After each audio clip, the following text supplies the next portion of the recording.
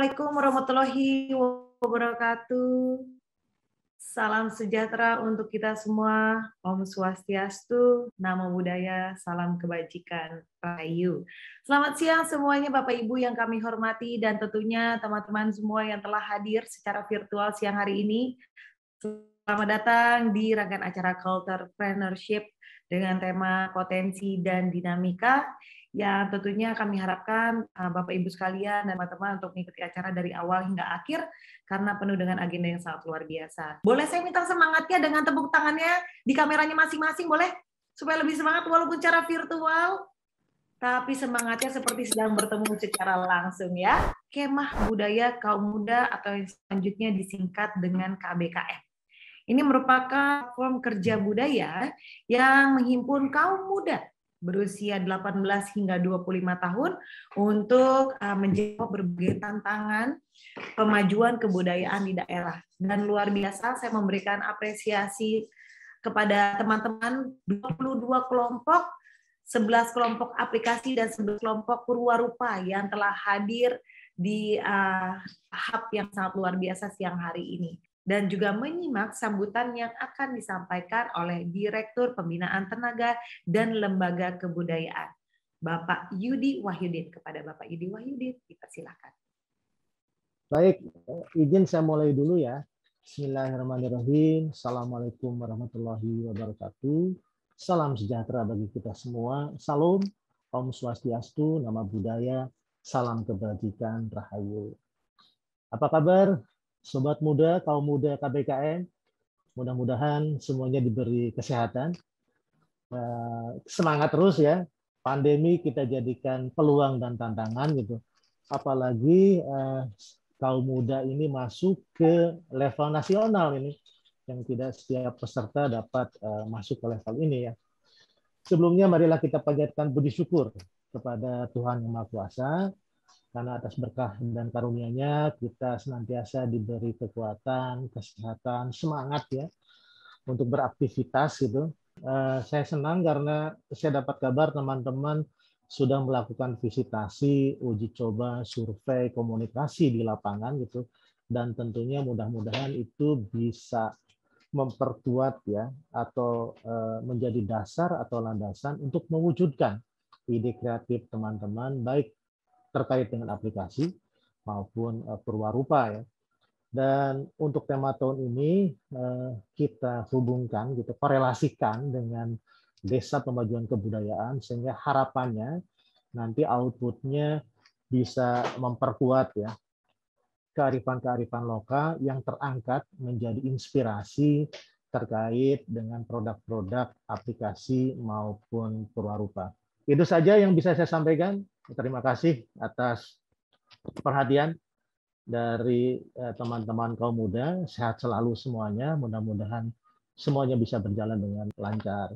Saya mohon maaf bila ada khilafan. Wabillahi taufiq wal hidayah. Assalamualaikum warahmatullahi wabarakatuh. Om Santi Santi Santi Om. Waalaikumsalam warahmatullahi wabarakatuh. Terima kasih banyak Bapak Yudi Wahyudi yang sudah membuka acara kali ini. Kinan Sebastian Syahrani Leonard Pierce ya, atau kita lebih kenalnya dengan Kinan Pierce. Beliau adalah seorang kreatif multidisipliner. Ini menarik sekali. Nanti kita akan tanya lebih lanjut ya.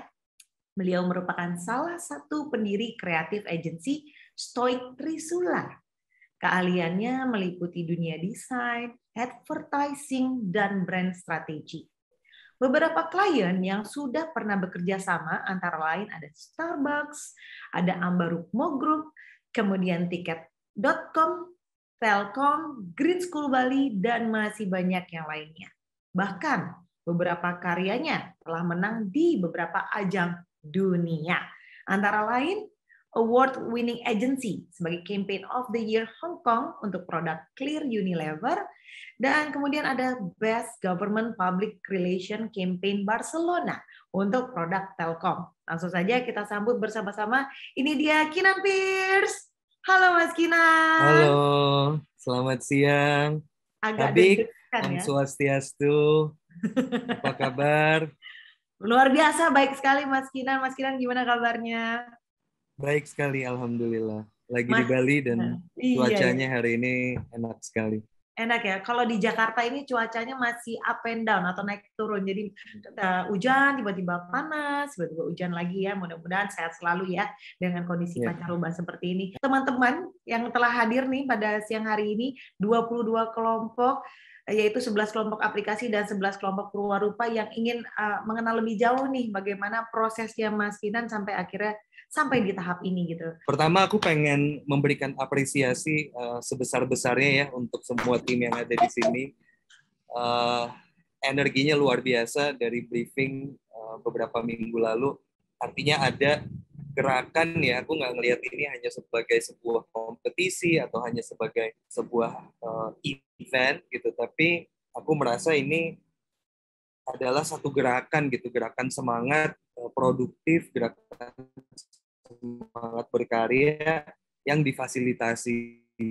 Jadi apresiasi yang dengan timing yang sedang uncertain, dengan situasi yang masih unpredictable, tapi kalian berhasil produktif dan sampai ada di titik ini hari ini. Jadi sebuah kebanggaan juga untuk saya bisa bicara langsung hari ini. Dan sebenarnya juga kalau kita bicara proses gitu ya,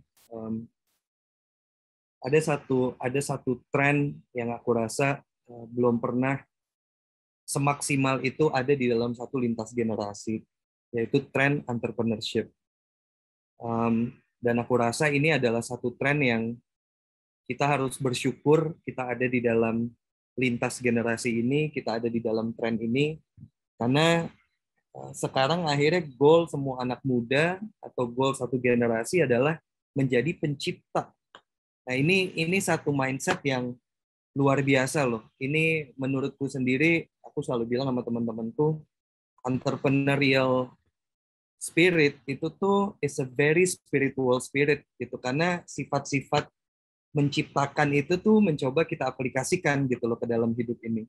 Nah itu satu tren yang luar biasa, tapi itu datang dengan challenge-nya tersendiri, tantangannya tersendiri. Artinya bagaimana kita sebagai anak muda bisa konsisten di era yang begitu cepat perubahan. Karena problemnya di era hari ini juga, kita lihat ada satu tren yang sangat baik, tapi di sisi lain adanya inkonsistensi. Gitu. Akhirnya menciptakan sesuatu, semangatnya besar di awal, kemudian mengalami kegagalan, mulai pindah ke tempat lain. Nah, jadi mungkin mindset coba aja dulu atau mulai aja dulu, didukung dengan planning, implementation, sistem yang baik, akhirnya kita mengejar bukan hanya entrepreneur sebagai profesi, tapi entrepreneurship sebagai sustainable living lifestyle gitu. Jadi kita tidak lagi membedakan apa itu hidup kita gitu sebagai manusia sama entrepreneurial spirit kita. Nah, pada saat itu udah ke-combine, akhirnya segala tantangan itu akhirnya akan lebih mudah untuk dijalani. Apa sih yang sebenarnya dimaksud dengan brand dan apa sih yang dimaksud dengan branding gitu, karena banyak sekali entrepreneur di luar sana yang biasanya memang mereka lebih fokus terhadap penciptaan produk atau jasa.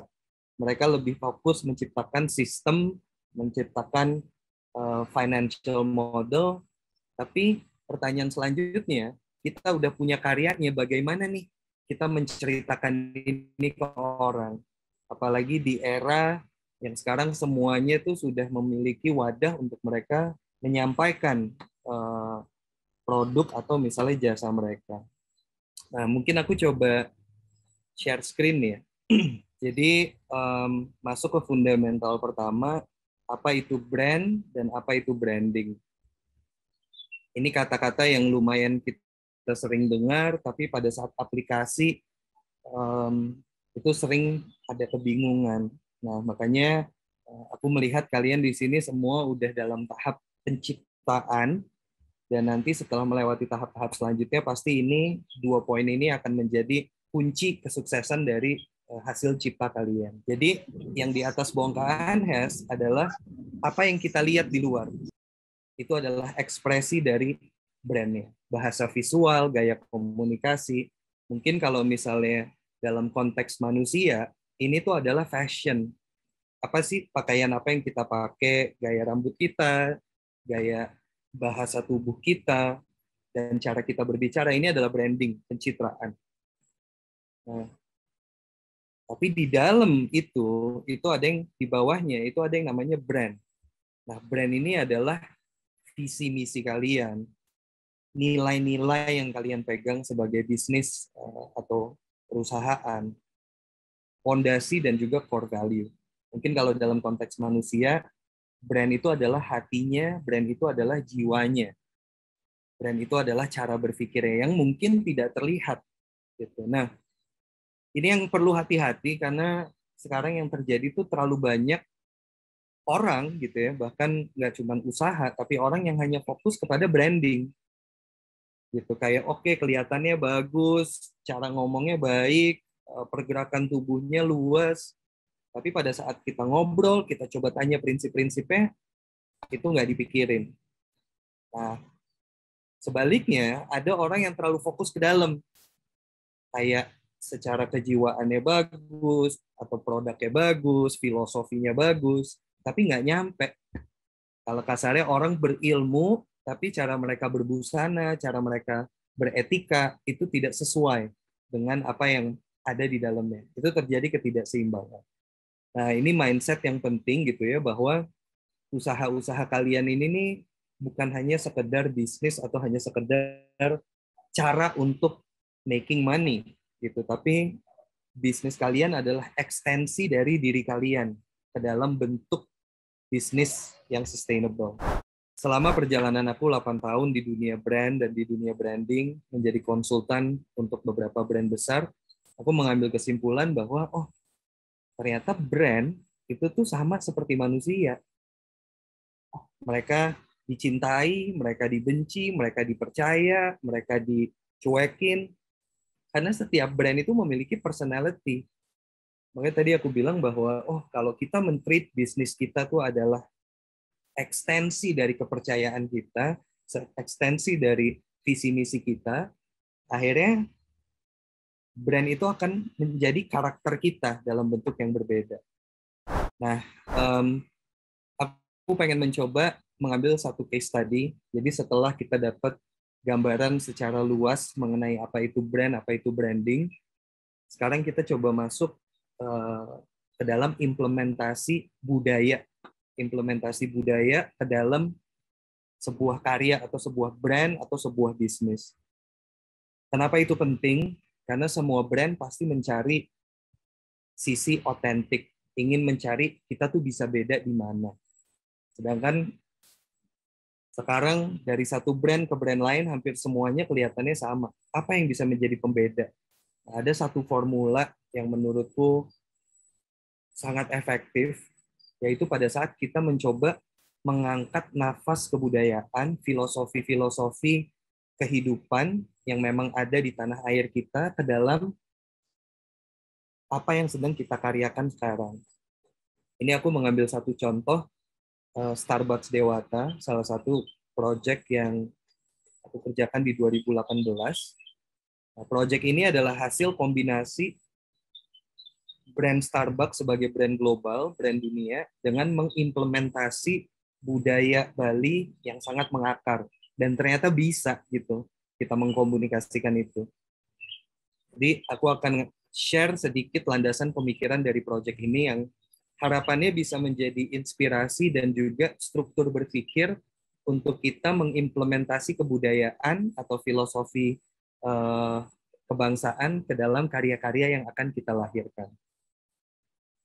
So, pertama, kita coba bahas Bali. Starbucks mau buka gerai terbesar se-Asia Tenggara di Bali. Akhirnya aku tanya pada saat itu, kalau kita dengar Bali, apa sih? Apa yang bisa kita langsung korelasikan? Jadi Bali itu ternyata punya image gitu atau punya citra di dunia adalah the island of gods, the island of paradise, the island of thousand temples, the morning of the world, the last paradise on earth, and the island of love. Jadi ternyata banyak ya satu kata atau satu pulau memiliki makna yang berbeda-beda. Tapi setelah kita telaah lebih dalam, ternyata Bali itu tuh semacam punya kekuatan yang menarik atensi banyak sekali jenis orang dari seluruh dunia bahkan datang. Karena apa? Karena mereka memiliki nilai kebudayaan yang masih sangat kuat dan kental. Ini berarti udah jadi salah satu contoh. Bayangin satu pulau mempertahankan seni budaya sekuat itu, satu dunia datang gitu loh untuk mengapresiasi. Nah, ini yang saya garis bawahi. Wah, ternyata mempertahankan budaya itu bukan hanya sebuah kegiatan yang mulia, tapi juga bisa mendapat apresiasi dari dunia luar. Kemudian setelah kita telaah lebih dalam lagi, ternyata budaya Bali itu memiliki simbol yang sangat kuat, simbol di dalam simbol. Dan akhirnya pada saat itu aku menemukan satu filosofi yang disebut Trihita Karana. Ini adalah filosofi hidup yang masih diaplikasikan begitu dalam di masyarakat Bali. Mungkin di sini kalau ada orang Bali mungkin sangat familiar dengan terminologi ini. Yang artinya the origin of happiness, sumber kebahagiaan itu berasal dari harmonisasi antara manusia dengan manusia, harmonisasi antara manusia dengan alam, dan harmonisasi antara manusia dengan penciptanya. Yang ini menjadi prinsip hidup mereka yang mereka pegang kuat sampai hari ini. Di sini aku akan masuk ke dalam pengaplikasiannya nih. Jadi dari Asta Kosala Kosali, sistem prosedural pembangunan sama pendekatan modern. Nah, sekarang kita masuk ke identitasnya, atau kalau kita balik ke awal, brandingnya nih. Setelah kita memahami gitu ya produk kita, setelah kita memahami visi misi kita, perlu diciptakannya identitas agar orang mudah mengenal bisnis kita atau karya-karya kita. Makanya orang kadang-kadang bilang, ya udahlah cuman bikin logo aja, bikin aja simple gini. Ini yang sebenarnya aku tuh agak advokasikan bahwa logo atau identitas perusahaan kalian tuh harus memiliki filosofi yang kuat. Karena logo itu adalah proses mengkristalkan apa yang kalian percaya dari usaha kalian. Logo adalah first impression pada saat kalian ingin menjelaskan siapa kalian. Jadi di dalam logo itu tuh harus tersimpan doa, dari logo itu harus tersimpan pemaknaan, simbol, supaya pada saat orang melihat, energinya tuh udah nyampe. Berasa bahwa identitas yang diciptakan ini tidak main-main dan memiliki energi yang kuat sampai orang penasaran untuk mengenal lebih dalam. Pemikiran pertama, bagaimana kita bisa mengkoneksikan Starbucks sebagai brand global dan juga budaya dari Bali. Nah, kita coba bedah. Starbucks and Bali. Apa sih kesamaannya? Nah, ini sebenarnya lumayan ada konsep cocok logi ya. Kita berusaha mencari kesamaan. Tapi setelah dibedah dan riset, ternyata ada. Pertama kita coba bedah brand Starbucks yang mungkin kita familiar.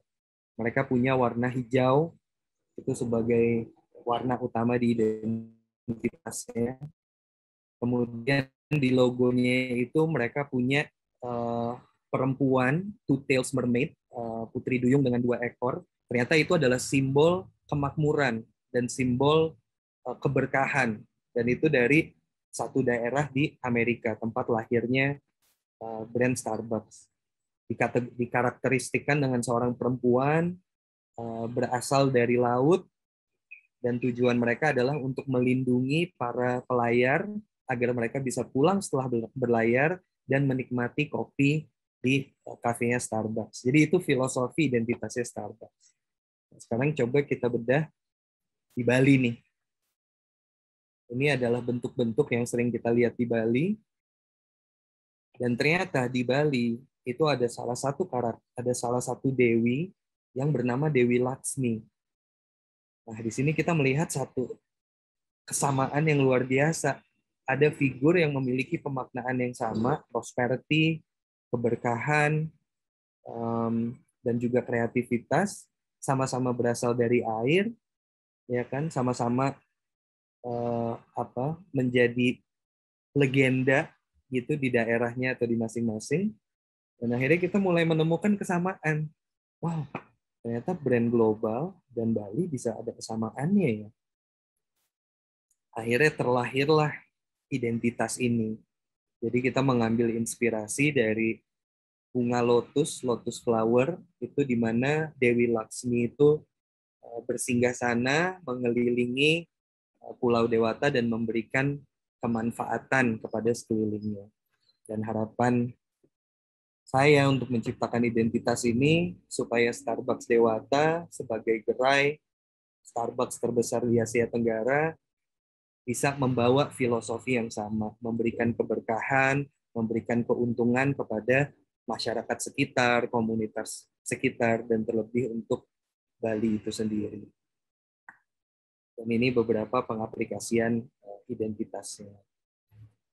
Ini yang di atas ini adalah bentuk grafis atau interpretasi ulang dari kain termahal nomor 3 di dunia. Itu namanya kain geringsing. Ini nggak banyak yang tahu, tapi ternyata di Bali itu ada satu jenis kain namanya kain geringsing yang hampir dibilang menuju kepunahan karena regenerasi dari pengrajinnya sudah mulai menipis. Nah, ini kita coba reinterpretasi ulang dalam konteks modern. Tapi secara pattern, secara bentuk, ini kita ambil inspirasi dari kain geringsing. Sesuatu yang sifatnya sangat tradisional bisa diinterpretasi ulang ke dalam look yang modern. Ini kita juga menciptakan instalasi, mengkombinasikan material-material tradisional, tapi kita combine dengan teknologi. Jadi ternyata bisa gitu loh. Kayak yang aku pikir sesuatu yang sifatnya tradisional, sesuatu yang sifatnya budaya, itu adalah sesuatu yang ya di belakang. Kita harus fokus ke depan, teknologi, tren global. Tapi setelah kita coba reimagine lagi, ternyata dengan menciptakan pertemuan antara nilai-nilai kita sebagai bangsa Indonesia, budaya-budaya kita yang begitu kaya, baik itu kaya dalam proses penciptaannya, maupun kaya di dalam nilai-nilai di balik budaya tersebut.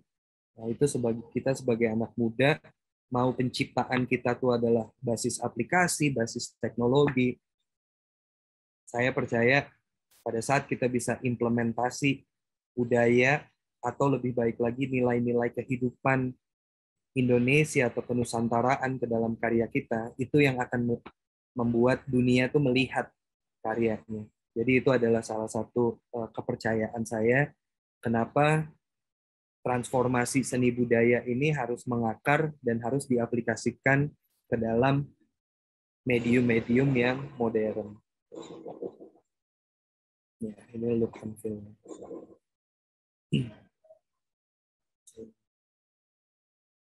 Ya, mungkin itu yang bisa saya share gitu ya hari ini. Hanya sebagai pembuka aja, harapannya satu ya bisa memberikan inspirasi, kedua bisa membuka ruang dialog karena pengen banget bertukar pikiran, nggak hanya satu sisi saya menyampaikan informasi, tapi pengen tahu tantangan-tantangan atau challenge-challenge yang kalian hadapi dalam mengembangkan apa yang sedang kalian kembangkan tuh apa. Mungkin dari situ kita bisa berdialog. So, terima kasih, Matur Suksma.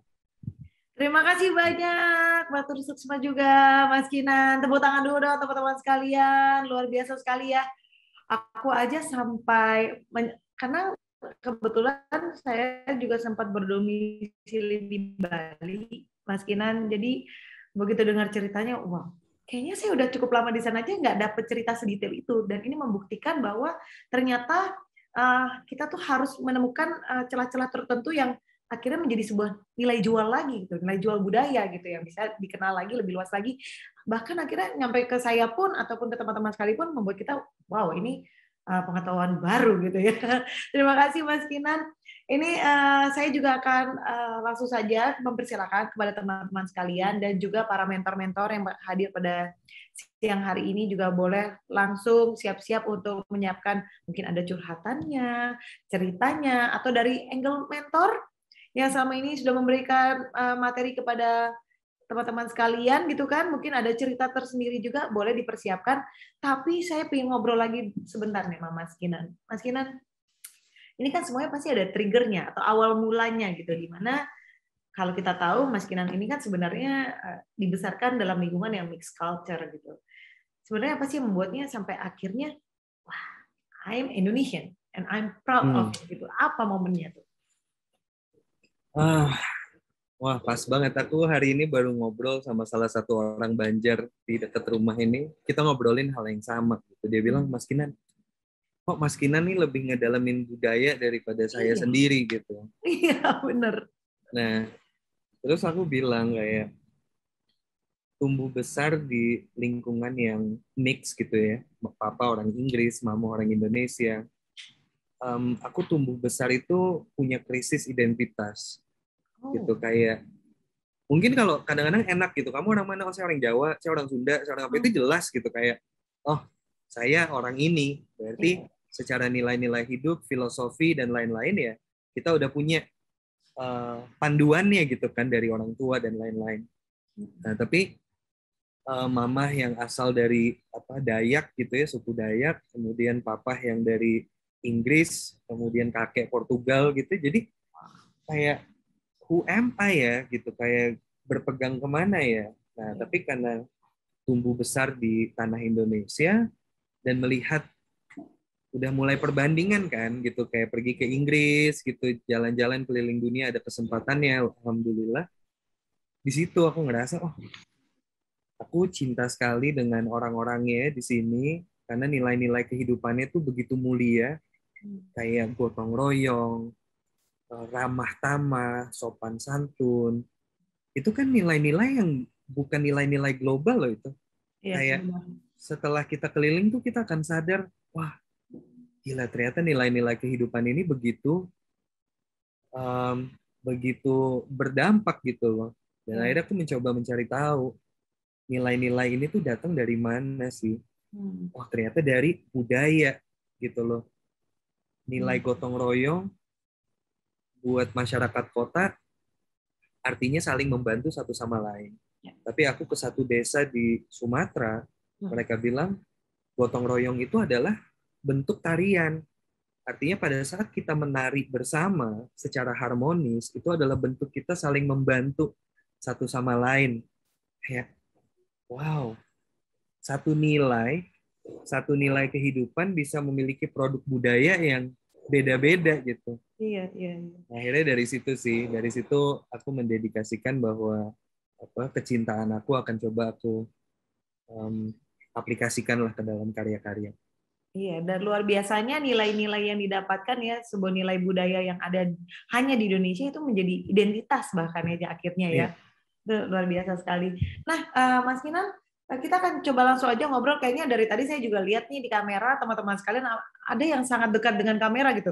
Kenalin, aku Gali dari Ambiar. Kebetulan tadi materinya bagus banget terlebih soal Mas Kinan tadi ngejelasin soal Starbucks Dewata.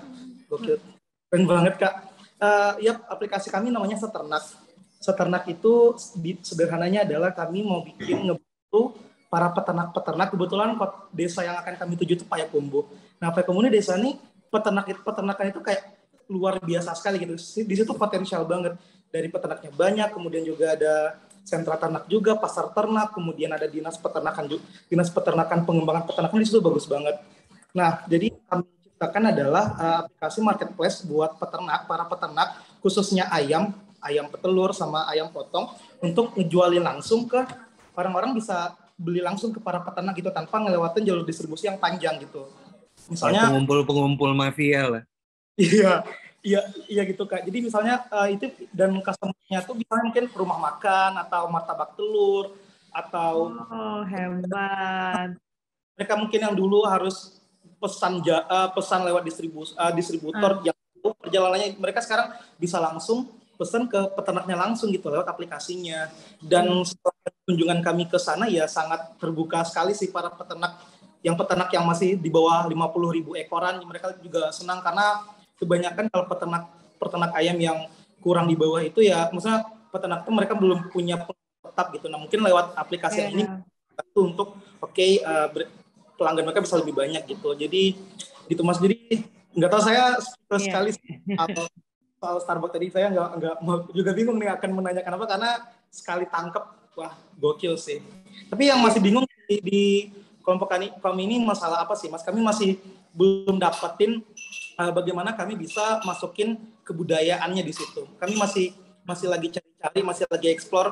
Kalau di Payakumbuh di Sumatera Barat ini emang kental banyak sama soal budaya, emang bagus gitu. Tapi kami dalam urusan aplikasi ini kami masih belum mencari celah yang bagus untuk dapatinya, karena target kami pun bukan customernya bisnis ke bisnis kan, maksudnya peternak dengan orang-orang yang punya bisnis yang menggunakan bahan baku telur dan ayam. Jadi kami sebenarnya masih bingung sih Mas, itu aja sih. Tapi kebingungan ini masih nggak tahu nih gimana, belum dapat caranya sih gitu. Wah, terima kasih Gali.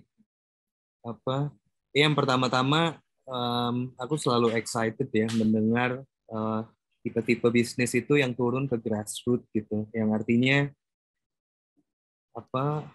long term effect gitu ya dari platform-platform baru yang bisa dimanfaatkan, baik itu dari perkebunan, baik itu dari agriculture sampai peternakan gitu. Ini kita bisa ngangkat status sosial gitu, yang artinya orang-orang yang banyak anak-anak muda melihat kayak peternakan, perkebunan, pertanian itu sebagai sesuatu yang sifatnya sudah hampir ditinggalkan gitu ya, karena kita ingin maju ke kota untuk berkarir di dunia corporate. Akhirnya aplikasi-aplikasi seperti kalian yang bisa membuat profesi-profesi itu seksi lagi gitu loh, karena butuh gitu loh. Pertama, orang-orang yang sudah menjalaninya tuh teredukasi oleh platform kalian, mereka jadi lebih familiar menggunakan marketplace, mereka bisa mulai belajar transaksi online. Itu kan udah kita naikin standar intelektualnya kan. Dan efek kedua yaitu anak-anak muda mulai melihat sektor industri ini tuh menjadi sektor yang menjanjikan. Harapannya apa? Udahlah, 40 tahun terakhir kita udah urbanisasi, orang desa ke kota. Ini kita udah waktunya balikin lagi orang kota ke desa gitu loh. Caranya gimana ya? Harus ada wadah-wadah yang tepat gitu kan. Jadi itu poin pertama. Kalau poin kedua,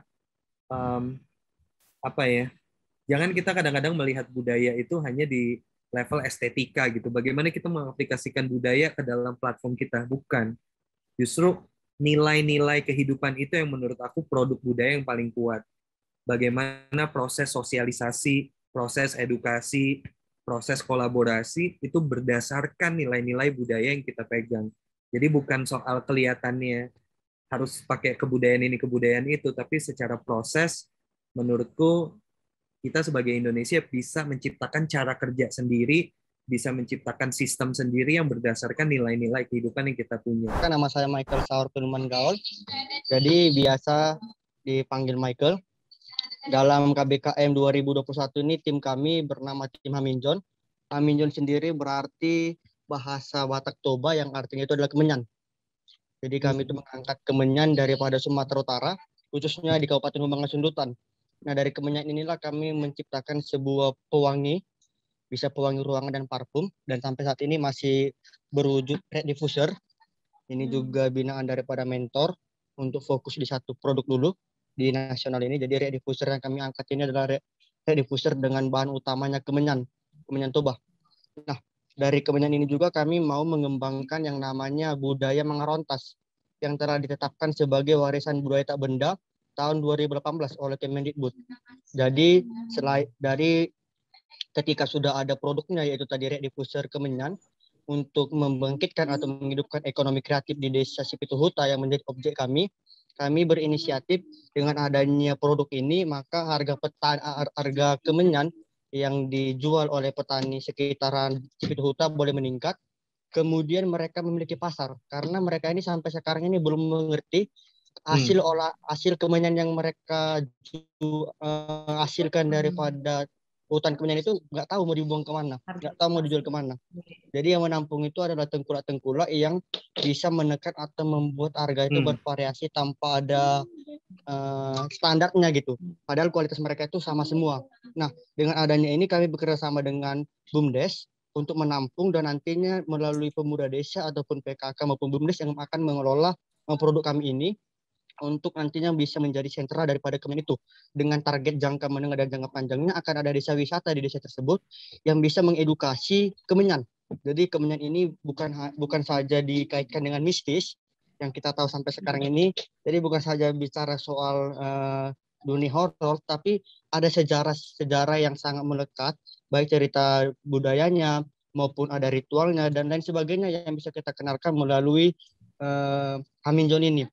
Jadi ke depannya itu kita inginkan ada desa wisata edukasi, kemudian ada desa wisata yang mempertontonkan ritual mengerontas yang dilakukan sekali setahun atau 2 kali setahun.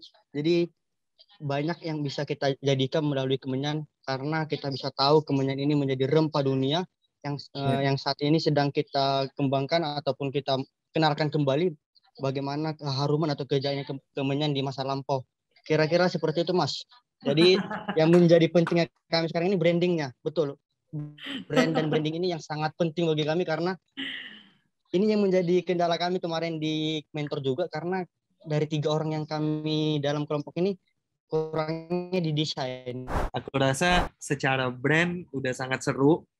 Sekarang yang penting menurutku kamu kalau tadi permasalahannya di desain, misalnya antara kamu cari desainer atau kamu cari ilustrator, pasti ada deh dari teman ke teman yang bisa gambar. Terus kamu jelasin filosofinya, biar dia interpretasi ke dalam identitasnya. Nah, itu hubungan antara founder atau pelaku bisnis dengan pelaku kreatif itu tuh harus ada. Supaya yang dipikirin tuh nggak operasional mulu. Nah, perlu dibangun hubungan dengan tim kreatif supaya bisa menerjemahkan aspirasi kalian ke dalam bentuk visual. Kami itu mengacu pada menuju Indonesia Digital Nation. Jadi, transformasi yang menjadikan kita untuk melakukan hal-hal secara digital gitu.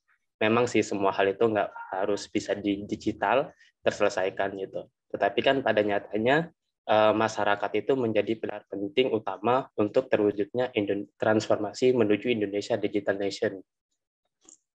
Nah, nilai-nilai kebudayaan yang kami angkat dari masyarakat Lampung itu ada namanya Bersapa Pasenggiri. Ini konsepnya hampir sama seperti Kak Kenan tadi bilang, yang di Starbucks. Nah, jadi kami itu apa nilai-nilai kebudayaan ini kami aplikasikan di aplikasi kami gitu. Terdapat Nengah Nyapur, Nemu Nyimah Berjuluk Adek, dan Sakai Sambayan.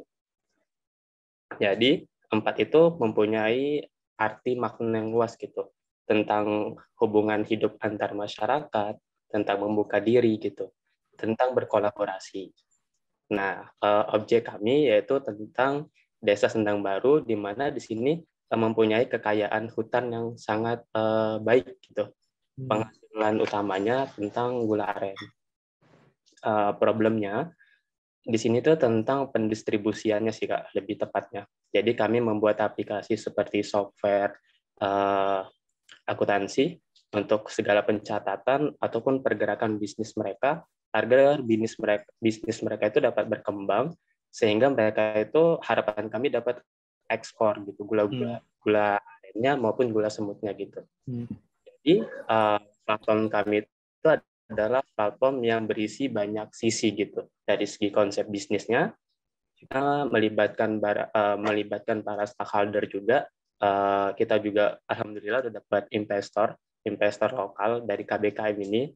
Jadi itu udah dapat suntikan dana juga secara nggak langsung dari PT Multisinergi, Karmia Multisinergi. Setelah itu konsep bisnis kita juga mengacu kepada B2G sama B2C gitu. Karena kemarin kita sempat diundang sama Dinas Kehutanan yang ada di Provinsi Lampung, itu mereka tuh nanya, kalian itu ngapain ke hutan gitu? Ngapain masuk hutan gitu kan ya, anak-anak muda dari mana gitu kan. Nah, kita ceritakanlah tentang progres kita ini gitu. Nah, akhirnya harapan mereka kalau bisa ini aplikasinya benar-benar dijadikan sehingga nanti menjadi program kita bersama gitu menuju Lampung Berjaya. Kita sebenarnya penggiatnya tuh udah banyak gitu. Artinya Ya. mungkin di daerah-daerah tuh secara turunan keluarga itu tuh masih gitu loh terjadi, entah dalam pengolahan hutan, pengolahan pertanian gitu. Tapi menurutku yang memang jadi masalah utama tuh adalah distribution dan logistik gitu. Nah. Kayak kalau somehow kita bisa menjembatani itu, mempertemukan mereka direct dengan potential customer baru, membangun jalur logistik yang baru, bahkan exchange knowledge, itu all in one platform, ya kan? Kayak itu yang aku rasa balik lagi tipe-tipe bisnis seperti ini loh, kayak menurutku yang sangat inovatif, karena sekarang tuh menariknya bisnis tuh nggak cuman mikirin profit gitu, tapi kayak social impact yang bisa dihasilkan dari gagasan ini tuh apa, itu tuh udah jadi somehow. Kalau dulu kan mungkin orang bikin bisnis terus CSR-nya ini gitu, jadi sosial tuh somehow kayak ditaruh di belakang gitu. Tapi sekarang tuh kayak social impact tuh udah jadi core value gitu loh dari perusahaannya. So I think you're on the right track ya. Semoga eksekusinya lancar. Mungkin boleh dibantu untuk kategori aplikasi ya. Ini dari Tuli Jabar Juara regional khusus dengan karyanya Tuli Jalan-Jalan. Ini udah hadir nggak? Boleh mungkin dibuka kameranya. Saya ingin melihat siapa teman-teman dari Tuli Jabar Juara regional khusus. Ini karyanya adalah tempat wisata yang ramah untuk tuli dan disabilitas wilayah Jabar. Ini saya mengingatkan salah satu kafe yang ada di daerah Jakarta Selatan, di daerah Fatmawati, yang semua pekerjanya itu disabilitas tunarungu. Itu saya pernah ke sana dan saya sangat mengapresiasi. Hai, ini dia Mas Kinan, lihat ya Mas Kinan, ini dari Tuli Jabar Juara regional khusus. Hebat loh. Apa ya, kabarnya? Mungkin dibantu ya, Mbak? Dibantu ya, Mbak ya? Boleh disampaikan. Kata Puji, alhamdulillah sehat. Kata Ilham, alhamdulillah sehat. Alhamdulillah. Nih, karyanya adalah tempat wisata yang ramah untuk tuli dan disabilitas di wilayah Jawa Barat. Itu tempatnya apa sih kalau boleh tahu? Oke, baik. Oke, tunggu sebentar. Puji bisa di spotlight sebentar.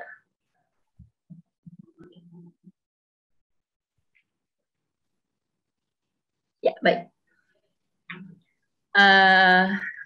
Kemarin kami sudah datang ke desa, namanya Cirende.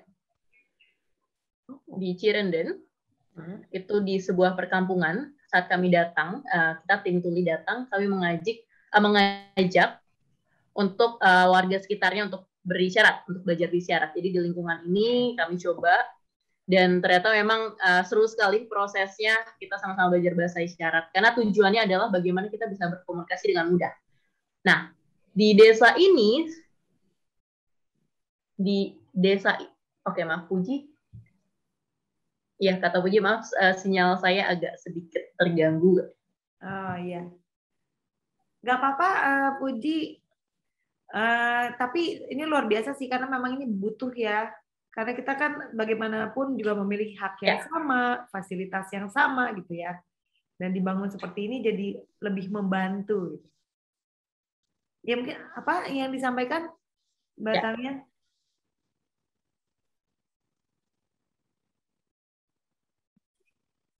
Oke, Puji sebenarnya tidak lihat saya. Ya nggak apa-apa. Mungkin boleh disampaikan kepada teman-teman sekalian ya dari Tuli Jabar Juara regional khusus. Nanti kita ngobrol lebih lanjut lagi. Yang penting sukses terus untuk karyanya. Semangat terus. Dan terima kasih banyak. Mungkin Mas Kinan boleh memberikan apresiasi sebelum kita berlanjut lagi. Pertama, aku ingin merespon pentingnya five senses experience gitu ya di dalam destinasi wisata. Artinya Ini sudah waktunya penggiat wisata dan yang menciptakan experience di pariwisata itu memberikan tawaran-tawaran senses yang berbeda-beda gitu. Jadi tidak hanya berpacu pada visual, tidak hanya berpacu pada audio, tapi bagaimana tangan kita bisa berinteraksi, mata kita bisa berinteraksi, telinga kita bisa berinteraksi, penciuman dan juga rasa. Nah, ini yang mungkin menjadi motivasi pengembangan destinasi wisata ke depannya ya, yang bisa mengedepankan five senses gitu. Mas Kinan, terima kasih juga udah memberikan semangat juga nih buat teman-teman. Walaupun kita tidak dapat menyapa satu demi satu karena 22 kelompok itu begitu banyak dan saya yakin ceritanya yang berbeda-beda memiliki keseruan yang tersendiri, memiliki masalah sendiri juga pastinya dan solusi yang sendiri juga yang ditemukan akhirnya gitu ya dengan kerjasama tim. Tapi lebih lengkap jika kita mengajak ngobrol, mentor kita ada Mas Robi dari Papua. Salam kenal Mas Kinan semuanya. Salam kenal. Mas Robi, kamu juga harus memiliki kesabaran luar biasa ya menjadi mentor kan ya pastinya. Ya, betul. Betul sekali. Karena produk-produknya ini luar biasa gitu. Dan boleh memang cerita, saya juga banyak belajar, justru saya yang belajar dari mereka. Wah. Dan semangatnya mereka bahwa ternyata untuk kebudayaan sendiri mereka itu ada awareness yang tinggi juga gitu di sana. Dengan versi produk-produknya mereka sendiri. Di mentor untuk kelompok yang mana nih Mas Robi? Jadi Jati Diri Papua ini aplikasi digital yang memang lebih mengarah ke animasi, gitu Mbak. Jadi kita bisa lihat mereka sih misinya, visinya itu bagus karena di Indonesia anak-anak nontonnya Upin Ipin gitu dan pengen banget bikin film animasi yang justru muncul dari timur gitu, dari Papua. Yeah. Dan saya sebagai mentor mungkin lebih mengarahkan bagaimana membuat konten bagi mereka yang tentunya bisa dinikmati dan bisa mempromosikan juga kebudayaan, khususnya Papua gitu yang memang jarang gitu ya mungkin untuk di nasional sendiri muncul. Saat ini mungkin saya dari Jawa Barat, saya juga punya animation studio dan memang sudah pernah tayang di TV nasional karyanya memang lebih banyak dari sekitaran Jawa untuk saat ini. Dari timur sana, mudah-mudahan nanti Jati Diri Papua bisa muncul dan bisa keluar karyanya dengan segera. Tentunya dari bantuan teman-teman semua. Terima kasih banyak. Nah, sebelum kita menutup sesi ngobrol dengan Mas Kinan, saya juga mau menyapa ada Hendra dan Fardan dari Ikatan Alumni Kemah Budaya Kaum Muda. Mungkin salah satu Mas Hendra kali ya, yang dari tadi udah standby ya Mas Hendra? Karena sudah jalan 3 tahun, sudah ada alumnusnya atau alumninya. Ini luar biasanya mereka nggak berhenti sampai di ajang ini aja. Mereka masih berlanjut, benar ya Mas Hendra? Betul banget, Kak. Boleh, betul banget. Karena ya ketika kita berbicara budaya, Kak, thank you banget nih Kak atas kesempatannya. Karena ketika kita berbicara budaya itu adalah sebuah kisah tanpa akhir gitu loh. Nah, maka dari itu, kami dari rekan-rekan alumni, terutama dari alumni 2021 itu berinisiatif, yuk kita rangkul kakak-kakak kita join kembali bersama kita gitu di Ikatan Alumni Kemah Budaya itu sendiri. Dan kebetulan untuk hari ini juga kita lagi ada acara nih Kak, kita mau kick off untuk launching buku Kak dari IAKBKM. Jadi kita akan open call buat rekan-rekan dari KBKM itu sendiri. Nanti kita akan membuat suatu buku yang bernama Mari Menulis Bersama IAKBKM gitu nantinya. Oh, luar biasa. Cool. Good luck. Ya, kebetulan kita nih ada Kak Cynthia Handi juga nih Kak di sini. Sama Kak Cynthia itu kita kerjasama juga, Kak Cynthia, Kak Fardan dan lain-lain. Gitu. Dan kebetulan kami udah ada kepengurusannya di tingkat nasional, lalu di tingkat daerah juga sudah ada Kak. Oke. Dari Cynthia mungkin Kak, gitu. Ingin menambahkan apa Cynthia? Lagi di jalan nih kayaknya nih. Ya mohon maaf saya lagi di jalan tapi tetap semangat membangun budaya. Sama-sama bangun budaya tetap jalan ini kita.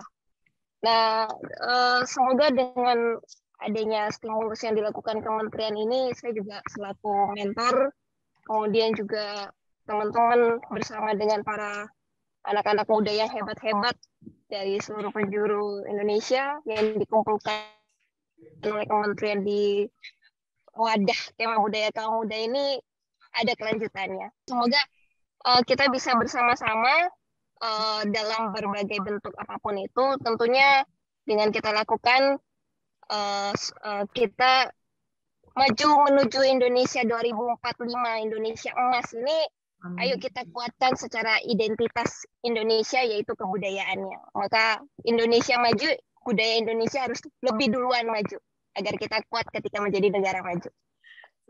Saya suka nih semangat-semangat kayak gini nih, bukan hanya peserta tapi juga para lulusan-lulusannya atau alumni dari KBKM ini semangatnya nggak putus ya, terus memberikan inspirasi dan semangat untuk yang lainnya. Terima kasih banyak.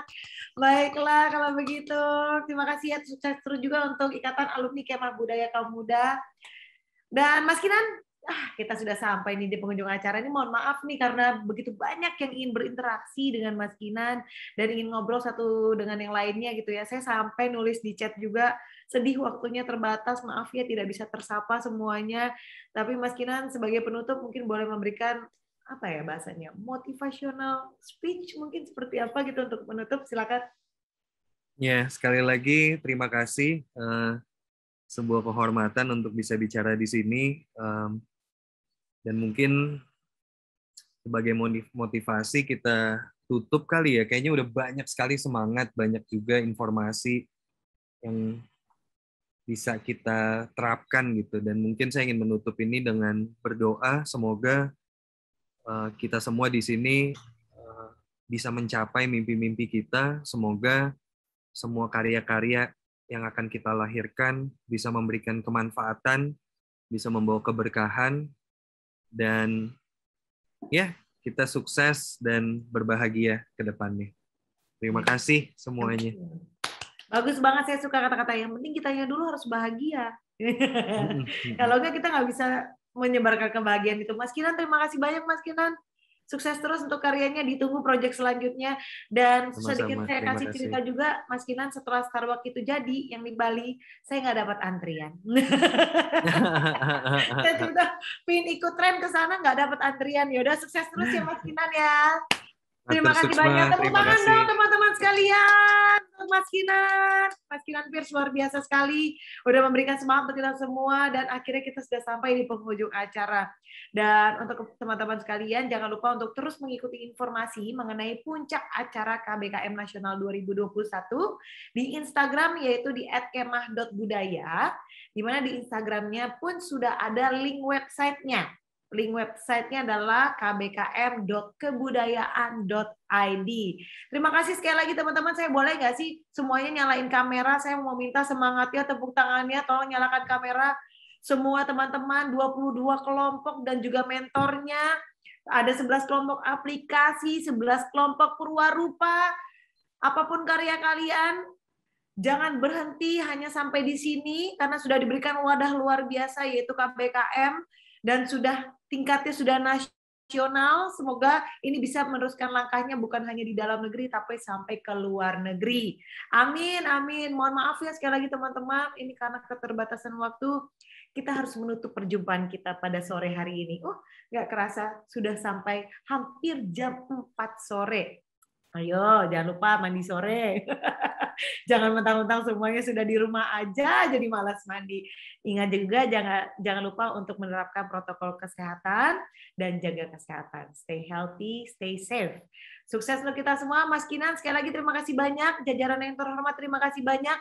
Dan khusus untuk teman-teman semua yang sudah sampai di tahap KBKM Nasional 2021, selamat, bekerja keras lagi, lebih giat lagi, sukses terus.